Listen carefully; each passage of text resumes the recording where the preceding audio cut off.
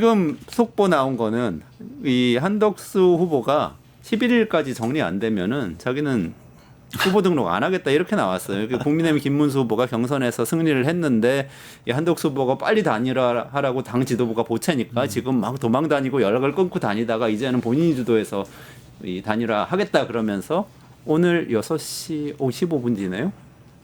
조금 있다가 한덕수 후보하고 만나서 담판하겠다 뭐 이렇게 얘기를 했는데 자, 어떻게 보셨습니까? 지금 상황. 일단 그간의 과정들이 너무 정말 코미디이기도 이런 코미디가 없었죠. 조계사 부처님 오신 날 처음 두 사람들이 만나려고 했는데 조계사 경례가 그렇게 높지도 않은데 뱅뱅뱅 돌면서 서로 만나자 하고 네네 하면서 하고서 그렇게 마주친 다음에도 한쪽은 차담을 나눴다고 한쪽은 조우에서 우연히 만난 정도로 그쳤고요. 제일 코미디는 이른바 지금 국민의힘의 지도부인 쌍권이 도저히 김문수 지금 후보가 양보를 안 할 것 같으니까 우리 대구 가련다라고 KTX를 타는데 그 사이에 우리는 난 서울 간다라면서 타고 내려가던 KTX에서 급히 대전에서 내려서 다시 서울로 올라오는 코미디를 연출을 했었고 오늘 이제 그런 과정에서 김문수 후보가 만나주긴 하겠다는데 만나겠다고 하면서 시간은 정하고 장소는 또 알려주지 않았어요. 그러니까 끝까지 이를 정말 협조하지 않는 듯한 모양새였고요. 그런데 김문수 후보로서도 그렇게 나올 수밖에 없는 게 상당히 굉장히 어려운 과정을 거쳐서 당의 공식적인 후보로 뽑혔는데 단일화를 하자는 게 아니라 그냥 한덕수에게 양보해라는 식으로 이 국민의힘 지도부에서 나왔지 않습니까? 네네네. 심지어 두 사람 출마 관련 사진 촬영하는 것조차도 그냥 두 사람을 같은 장소에서 촬영하라. 왜? 그렇게 촬영해놓은 다음에 그냥 갈아 끼우게 하면 되게 쉬우니까 같은 데서 찍으면 촬영장을 옮겨가면서 김문수 후보에게 저기 다른 데서 하고 있지 말고 여기 한덕수 지금 저 무소속 후보 지금 나서려고 하는 사람 사진 찍는 데 가서 같이 찍으세요. 이런 식의 요구까지 있다는 거예요. 당에서. 그러니 김문수 후보 입장에서는 물론 막상 이전부터도 본인은 딴 생각을 어느 정도 하고 있었을 텐데 지금은 어디 자기 자존심상으로도 바로 받아들일 수 없는 그냥 물러나라고 대놓고 욕을 하고 있잖아요. 아, 그러니까 그거 무슨 KTX 타고 이렇게 왔다 갔다 하는 건 정말 옛날에 레오나르도 디카프리오가 조연했던 영화 중에 네. 캐치미 이프 유 캔이라고 있었어요. 막 잡으러 다니면 갑자기 그 영화도 생각나고 그 짤도 만들어져서 돌고 있습니다. 이미 돌고 이미 돌고 네. 있습니다. 상상을 초월하는 상황인데 어쨌든 지금 오늘 또 김문수 후보 쪽에서는 소송을 하겠다 뭐 이런 네. 그 가처분 신청. 지금 가처분 신청이죠. 네. 지금 주말에 전당대회를 이번 주말에 여지 전당대회를 잡아놨는데 그죠? 뭐 열지 못하도록 하는 가처분 거고요. 신청한 거죠. 제가 볼 때 이거는 뭐 어제부터 얘기가 돌았던 거여서 그러니까 모든 건 다 한다. 그러니까 제가 볼 땐 그 쌍권과 윤건이가 네네. 잘못 선택을 했고 잘못 건드렸어요. 그러니까 김문수를 너무 만만하게 본 거죠.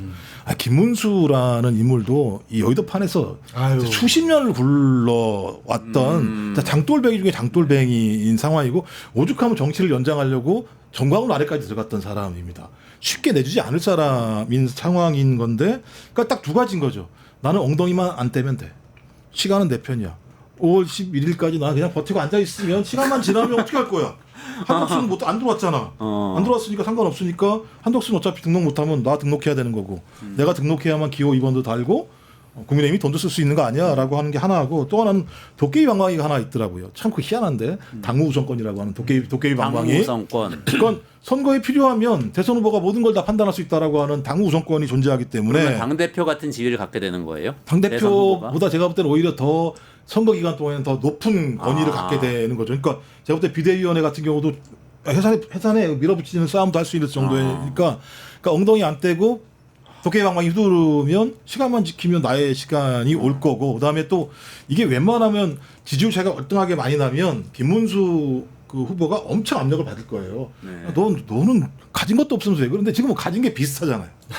너나 나나 똑같은데 나는 여기 와서 1차 경선, 2차 경선 3번이나 거쳐가지고 힘들게 3억 원 내가지고 들어와서 딱 앉아있는데 돈도 냈죠. 그죠? 시작하자마자 3억 원. 3시간 만에 갑자기 야, 너 이제 그만해야 되는 거 아니야라고 얘기를 하면 기분 나쁠 수밖에 없는 상황이고 재산도 많지 않은데 그죠? 예, 그다음에 이제 그 아래 정도 되는 걸로 핵심적인 인물이 있습니다. 김재원과 차명진이라고 그렇죠. 대단한 김문수 사람, 캠프에 대단한 사람들입니다. 김재원 참 여기 잘못 MB 때 그러니까 여기 잘못 건드리면 안 되는 사람들. 그러니까 제가 볼 때는 아예 싹부터 잘랐어야 되는 건데 김문수라고 하는 징검다리를 만들어 놓으면 그냥 다리 건너서 넘어가면 사라질 줄 알았는데 그럴 턱이 없죠. 그러니까 제가 다른 그 정치인들을 폄하하고 싶지는 않고요. 다만 이 싸움의 구도가 이 실제 한때 그 강목도 들어보고 화염병도 들어봤던 운동권 출신 정치인들과 펜질로 등 따스고 배부르게 살아왔던 정치인들의 싸움이라고 보시면 됩니다. 그러네요. 권영세, 권성동 다 검사 권영세, 출신이고 권성동, 한덕수가 한 그룹이고요. 지금 공무원이고. 이쪽에는 김문수, 차명진, 또 박계동 전 의원이라고 이분도 계세요. 만만치 않아. 이분도 운동권이거든요. 그렇죠. 그러니까 이분들이 특히 제가 이제 임시 이 유튜브 업계에서는 제가 어둠의 지지자로서 과거에는 안철수 후보님을 4강에 올려드렸지만 네. 이번만큼은 제가 정당 민주주의를 수호하고자 우리 김문수 후보님의 임시 지지자를 외치고 지지자. 있습니다. 우리 후보님이 과거에 우리 아까 이제 행정관님께서는 정치인이 되고 나서의 김문수 후보님에 대한 말씀을 해주셨지만 제가 기억하는 김문수 후보님은 유신 독재를 이겨내신 분이시고요. 과거에 이 뭐랄까 박노해 시인은 과거 이런 인터뷰도 한 적이 있어요. 김문수라는 사람이 나를 의식화시켰다. 그 정도로 이 뿌리 깊은 운동의 대부 아니겠습니까? 그래서 심지어 지금 선거 슬로건을 그러니까 이제 뭐라고 잡고 있냐면 꽃꽃 문수라고 불러요. 꽃꽃 문수. 캠프에서 꽃꽃 문수라는 이제 이 웹자보를 만들어서 온라인으로 돌리고 있단 말이에요. 그 정도로 강단 있는 분입니다.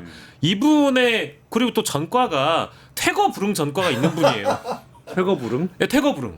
2021년도에 퇴거 불응 전과로 벌금을 받은 이력이 있는 분이거든요. 일곱 개가 있다고 그러지 않았어요? 그러니까 전과로 해도 뒤지지 않는 분입니다. 그러니까 전형적인 싸움꾼이세요. 이게 파이팅 있는 분이거든요. 근데 이런 분을 지금 등 따숩고 배부르게 살아왔던 관료 출신과 검사 출신들이 이겨보겠다고 지금 덤빈 거 아니겠습니까? 절대 이 싸움에서는 이길 수가 없다. 저는요 주말에 저희 어머님 찾아뵀다가 80대이신데 깜짝 놀랐어요. 뭐냐면은 한 10몇 년 전에 김문수 후보의 아내를 만났다는 거예요. 근데 어떻게 만났냐면 제가 이렇게 저희 어머니하고 옛날에 어릴 때 같이 살던 그 동네 아직도 살고 계시고 거기 수십 년 사셔가지고 사실은 이제 굉장히 그 동네에서 몇백 표, 몇천 표라도 움직일 수도 있을 것 같아 보이는 분이에요. 지금은 연세가 많이 드셔가지고 그러시지만 근데 그때에 김문수 후보님의 그 아내분이 네. 수소문을 막 해가지고 동네에 있는 사람들 중에서 그렇게 할 만한 사람들을 찾아다녔다는 거예요. 그래서 불러가지고 갔더니 선물을 딱 가지고 와서 선물을 주면서 우리 남편 잘 좀 봐달라고. 근데 그때부터 이미 꿈을 꾸는 정도가 아니라 엄청난 권력욕을 갖고 가족들이 다 달려붙어서 선거 준비를 하고 있었던 거예요. 이분이 저쪽은 포기할 리가 부인들이 다 없어. 비슷하네요 보니까. 부인들이 다 비슷해. 이렇게 정치에 관여를 하고 남편을 억압해서 자기의 방식으로 정치의 세계에 그러니까 제가 볼 때는 그래요. 근데 그런 와중에 그걸 이제 그런 분위기에서 한덕수 지금 무소속으로 나서겠다라고 하는 사람의 태도라고 하는 게 처음 얘기했던 것처럼 분위기 이러면 나 안 해. 그러니까 정치를 하겠다. 다른 것도 아니고 대통령이 되겠다라고 나선 사람이 단일화 응해주면 출마 자체를 안 하겠다라는 식으로 그렇게 얘기를 꺼낸 순간 저는 이미 접혔다고 봐요. 이렇게 얘기하면 쭉 빠지겠죠. 쭉 그냥. 빠질 수밖에 없어요. 전망으로 이거는- 넘어가서 아니 얘기하겠습니다. 지금 얘기한 뭐 운동권이니 아니면 이쪽에 농담 삼아서 그냥 이쪽은 편한 관료 출신이니 하지만 저는 딱 어떤 느끼냐면 이 반기문 시즌2를 안 하겠다고 김문수 지금 후보가 얘기를 했지 않습니까? 근데 반기문 후보가 물러나게 됐던 것들이 국민들이 봤을 때 저 사람은 정치할 만한 그런 강단이라든가 공감이라든가 능력이 없는 분이구나 꽃가마 태워주기만을 기다렸던 분이구나 라는 순간들이 몇 번 있었잖아요. 오늘 저는 나 단일화 안 해주면 안 할래라는 얘기가 나온 순간 딱 국민들의 머릿속에 뭐야 그것 좀 판 안 들어간다고 해서 그냥 바로 안 한다고요? 그럼 나와서 얼싸들서 해줄 것만 기다렸던 거야? 뭐가 달라요? 그 바탕이 이미 드러났다고 봅니다 저는. 그러면은 여기서 전망을 한번 해보죠. 끝까지 가는 사람은 그럼 김문수가 될 것이다 이렇게 다 보시는 거예요? 전 뭐 100%라고 봅니다. 저도 이전부터 김문수 얘기했었습니다. 어떻게 보세요? 이제 제가 작정을 한 것 같아요. 작정했다. 그럼 한덕수 후보는 아예 출마를 못한다. 그러니까 여론의 문제가 아니고요. 그거 보세요. 돈이 없어요. 그러니까 제일 중요한 문제가 이게 무슨 현실이죠. 뭐 국회의원 선거도 아니고 현실이죠. 대통령 선거인데 그래도 한덕수가 자기가 국민 여러분 돈 모아주십시오 해가지고 제가 볼 때 그것도 안 되는 문제인 것 같고 당장 적어도 수십억 수백억이 계속 나가야 되는 상황이거든요. 근데 5월 11일까지 김문수랑 단일화를 하지 못한다. 그럼 돈 나올 구멍이 없는 상황이에요. 국민의힘 돈을 못 쓰는 거죠. 못 쓰죠. 정치적으로 정치적 위반적 무조건 처리죠. 모원면이 타 정당이기 때문에 그렇죠. 안 되는 그러니까 거죠. 일단 물리적으로 안 되는 상황이다. 그리고 만약에 다른 돈을 갖고 온다고 하더라도 그 돈 자체가 합법적이지 않은 가능성이 매우 불가능하죠, 높기 지금. 때문에 불가능한 상황이 벌어지는 거죠. 그러니까 한독수가 오늘 한 얘기는 예를 들면 뭐 겁박을 주기 위해서가 아니라 사실을 얘기한 거예요. 단일화 안 되면 출마가 불가능해요. 왜냐하면 차가 굴러가려면 석유가 필요한데 석유를 살 돈이 없는 상황이거든요. 차 2구 갈 수는 없는 거 아니겠습니까? 네네네. 전 그래서 제가 볼 때는 김문수 쪽 진영이 이런 게임을 작정을 한 것 같아요. 거기도 플랜이 분명히 있었던 것 같고 이 플랜대로 간다라고 판단했던 것 같고 저는 이 플랜이 성공할 가능성이 높다. 왜냐하면 공당에서 어떤 형태로든지 합법적 경선 과정을 통해서 대선 후보가 된 사람입니다. 네. 이거 쉽게 날릴 수가 없어요. 날린다고 하더라도 아마 그 날린 다음에 들어오는 사람들은 또 엄청난 상처를 받을 수밖에 없는 상황이어서 선거가 완전히 깨지는 거고요. 네. 근데 원래 이 선거는 대선에서 이기려고 하는 선거가 아니었잖아요. 그렇죠, 맞아요. 잘 네. 가서 당권을 잘 먹으려고 하는 건데 집안을 다 박살을 내서 간다라고 얘기하는 건 별 의미가 없는 상황이 돼버리고 있는 거죠. 지금 상황을 보면. 시간 엄청 짧네요. 마무리해야 될 것 같은데 마지막으로 요거 하나만 여쭤볼게요. 홍준표 시장이 이거 윤석열 씨가 이전에 사전에 이렇게 다 계획해가지고 대통령실에서 메시지도 있었다. 이거 공작이다. 그래서 자기 떨어뜨린 것도 공작이고 김문수 한덕수 단일화도 공작이니까 김문수 응원한다. 이런 종류의 얘기를 했는데 만약에 그렇다면 공작이 실패했다. 이렇게 봐도 되는 건가요? 국민의힘은 이제 완전히 어떻게 되는 건가? 공작이 실패했다면.